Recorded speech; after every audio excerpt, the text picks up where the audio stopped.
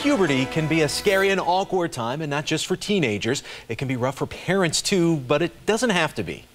Don't get up. No, don't run away. Don't run away. Sit down. It's okay. This is all normal.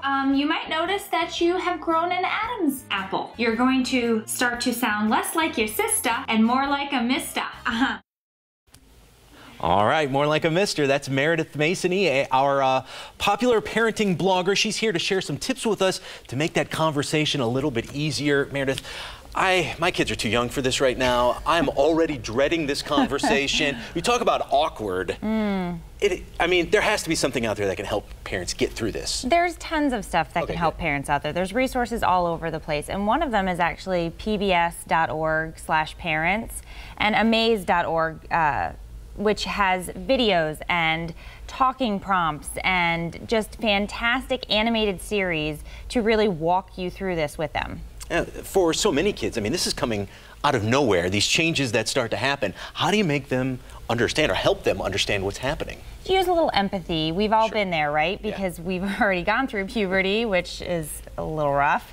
So now you basically just break it down, and it's not a talk, it's a series of talks. So you don't want to bombard them, and you just give them some time to ask questions. And if you don't want to make eye contact or you're feeling awkward, you can direct them to the screen, which has a ton of information. When do you think is the best time to do it? Right before it happens or while it's started, like when the change is actually started? I would say you could definitely start having this series of talks with your kids around age 8.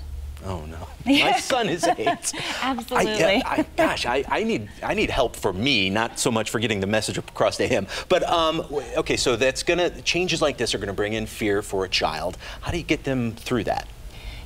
Like I said, I would definitely use empathy, explain to them that they're normal. These changes are happening to everybody around them, and when they have questions, come to you, because the last thing you want to do is have them hear this at school or for some kid on the bus. So you really want to be the front line, and as hard as that might sound, you kind of have to put on that brave face and say, we're going to do this together. It's going to be okay, and there are so many resources out there. Make it comfortable for them to come to you, because it's probably going to be easier for them to go to their friends or somebody else at school. So I guess make a situation, a relationship where they can come to you no matter what. Right, because then the door is going to be open for all sorts of other conversations that you are probably going to be angsty about having in the future as well, but much better to have it with you than with someone else. All right, I guess for me the lesson is grow up a little bit.